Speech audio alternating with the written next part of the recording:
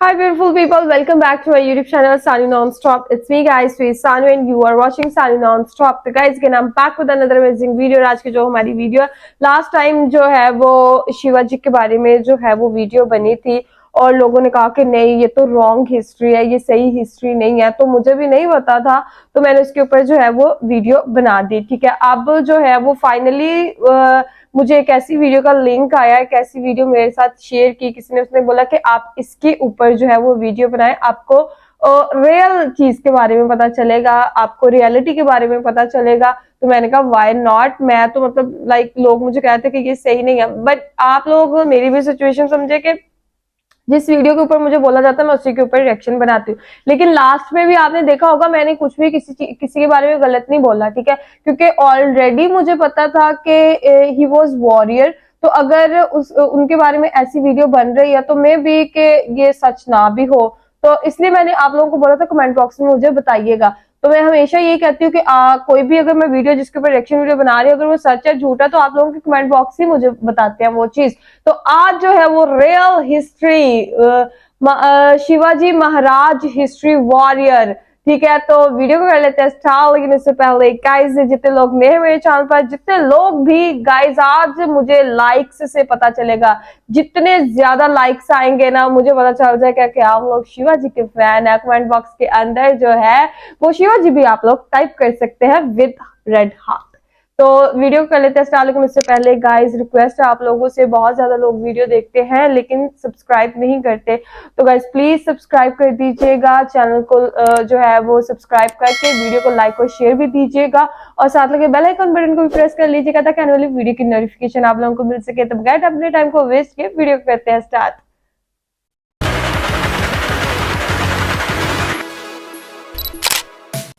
ये कहानी शुरू होती है आज से लगभग 500 साल पहले, जब लगभग पूरे भारत पर मुस्लिम सम्राटों का कब्जा था।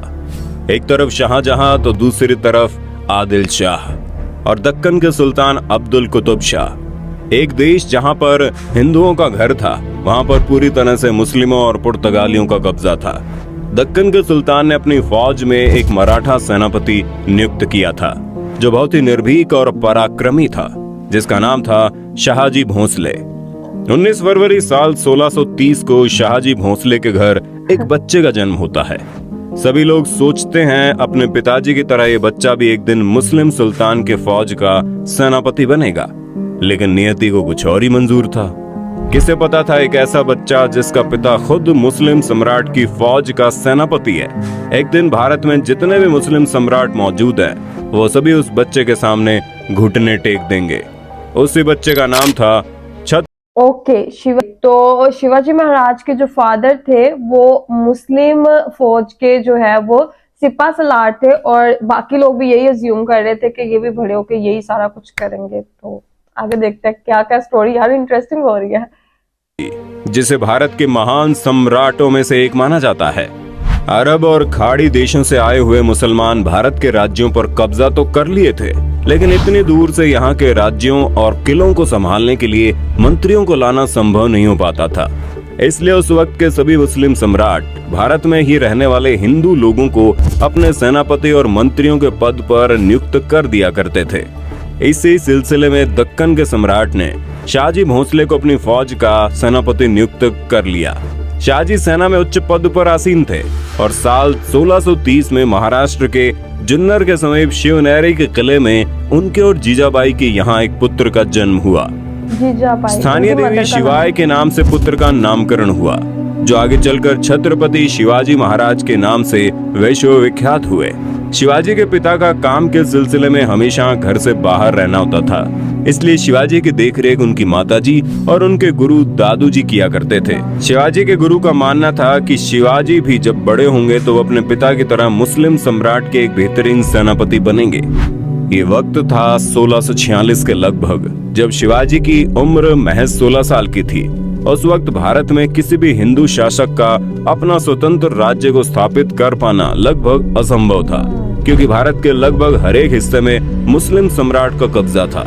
और अगर कोई हिंदू शासक अपना स्वतंत्र राज्य स्थापित करना भी चाहता तो उसके लिए 3 परिस्थितियों का होना बड़ा जरूरी था। एक कि वो शक्तिशाली साम्राज्य के केंद्र से दूर हो, ताकि कोई भी सम्राट उस पर अटैक न कर पाए। जमीन खेती के लिए अनुपयोगी हो ताकि कोई भी मुस्लिम सम्राट उस पर कब्जा करने के बारे में सोचे ही नहीं। और तीसरा ये कि वो राज्य जंगलों से घिरा हो ताकि छापामार युद्ध या फिर गोरिल्ला युद्ध किया जा सके। यही परिस्थितियां साल 1646 में शिवाजी के लिए अनुकूल। एक मिनट, गोरिल्ला युद्ध का जो है वो आइडिया भी कहते हैं, मैंने सुना हुआ है, ठीक है, आप लोगों को मुझे कंफर्म करना है कमेंट बॉक्स के अंदर कि गोरिल्ला युद्ध का जो था ना, लड़ाई का ये जो एक तरीका है, ये भी शिवाजी महाराज ने ही जो है ना इन्वेंट किया था गोरिल्ला युद्ध का। तो ये बात सही है जी के लिए अनुकूल बनी जब इन्होंने स्थानीय किसानों मावली के समर्थन से अपनी सेना का निर्माण किया।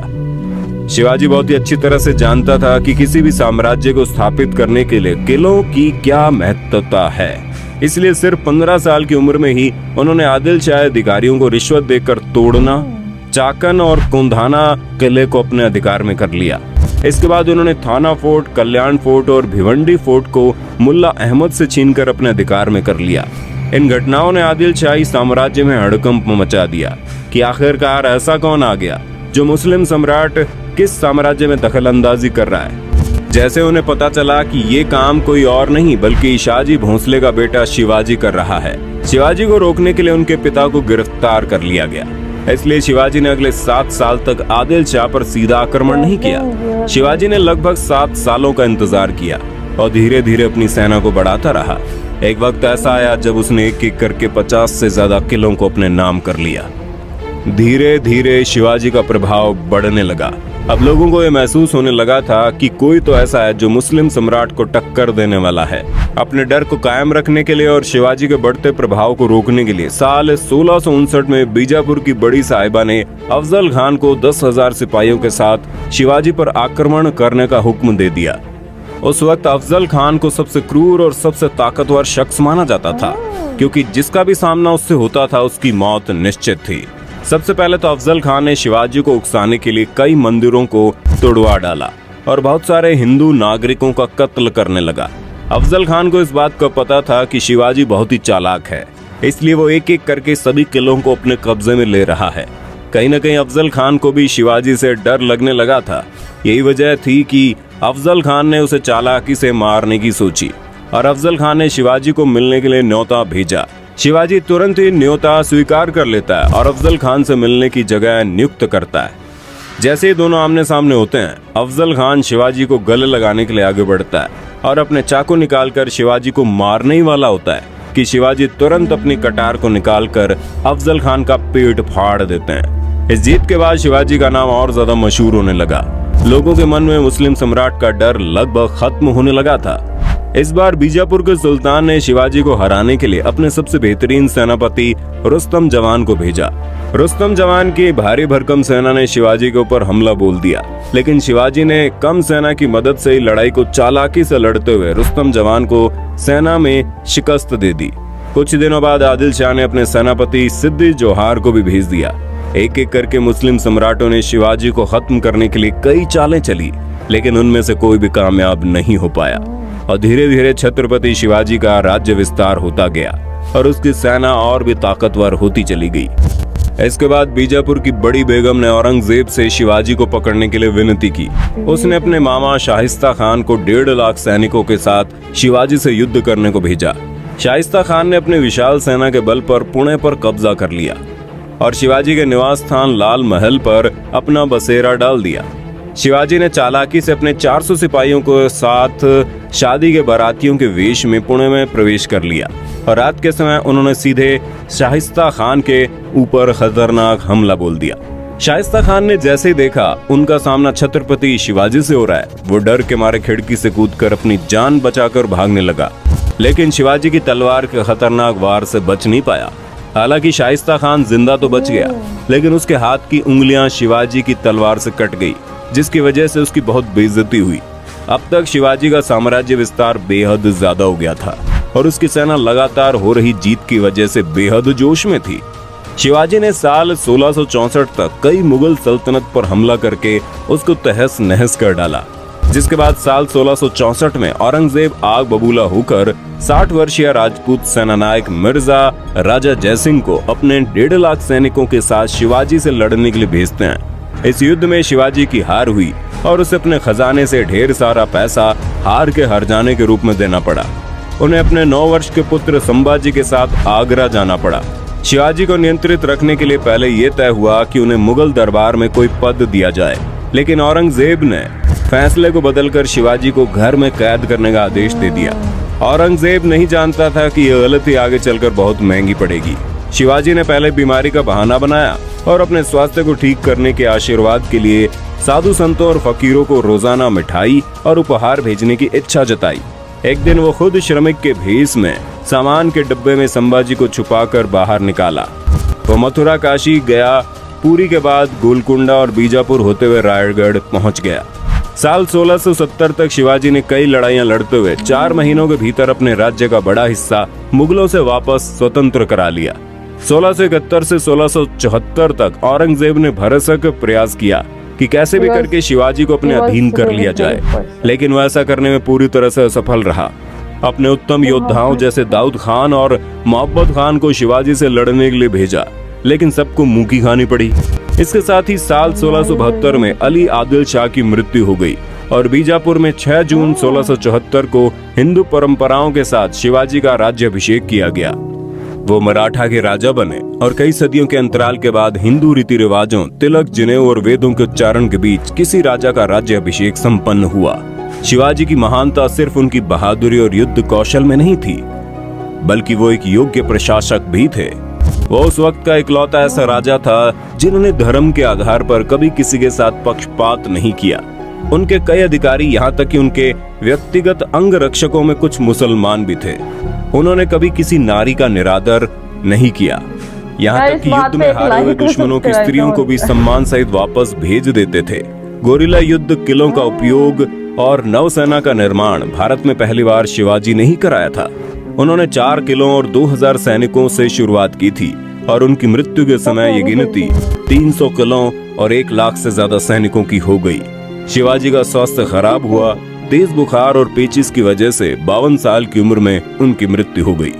आपको जानकर हैरानी होगी, उस वक्त औरंगजेब यहाँ का सबसे ताकतवर शासकों में से एक माना जाता था, लेकिन छत्रपति शिवाजी की वजह से उसे लगभग 25 साल तक युद्ध करना पड़ा और अपने जीवन के अंत तक युद्ध लड़ते लड़ते औरंगजेब पूरी तरह से बर्बाद हो चुका था। और छत्रपति शिवाजी वो शख्स था जिसकी वजह से कई सालों लंबी लड़ाई के बाद एक बार फिर से पूरा हिंदुस्तान भगवामयी हो गया। दोस्तों, ये जानकारी आपको कैसी लगी और आप वीर छत्रपति शिवाजी के बारे में क्या सोचते हैं, कमेंट में बताना। वीडियो अच्छी लगी तो लाइक कीजिए, चैनल को सब्सक्राइब करिए। आप लोग भी मुझे कमेंट में बताना जरूर कि आप शिवाजी महाराज के बारे में जो है वो क्या सोचते हैं। और अभी जो फाइनली जो है वो रियल हिस्ट्री जो है वो हम लोगों को पता चल चुकी है, मुझे पता चल चुकी है और इसके ऊपर रिएक्शन वीडियो भी बन चुकी है। और फाइनली हम लोगों को पता चल गया है कि शिवाजी महाराज जो है वो बहुत बड़े वॉरियर थे, बहुत ब्रेव पर्सन थे। और वीडियोस जो है वो एक चीज मुझे जो है वो अच्छी लगी शिवाजी के बारे में कि वो विमेन की जो है वो बहुत ज्यादा रिस्पेक्ट करते थे, ठीक है, और उनको जो है वो बड़ा सम्मान देते थे। तो जो भी बंदा औरतों की इज्जत करता है ना, उसको उसकी जो परवरिश होती है, अपब्रिंगिंग होती है, वो किसी ऐसी औरत ने की होती है कि जो बहुत ही जो है वो अच्छी औरत होती है। तो जब आप देखेंगे ना कोई बंदा वुमेन की रिस्पेक्ट कर रहा है तो उसकी माँ ने उसको बहुत अच्छी गाइडेंस दी होती है, गाइडलाइन दी होती है, तो फिर इसलिए वो ऐसे काम करता है, ठीक है। तो बहुत ही अच्छा लगा, बहुत अच्छी वीडियो थी। तो गाइस, आप लोगों का इस वीडियो के बारे में क्या राय है कमेंट बॉक्स के अंदर जरूर बताइएगा। चैनल को सब्सक्राइब, वीडियो को लाइक शेयर जरूर दीजिएगा। चलिए गाइस, मिलते हैं आपको नेक्स्ट वीडियो के अंदर। Bye bye.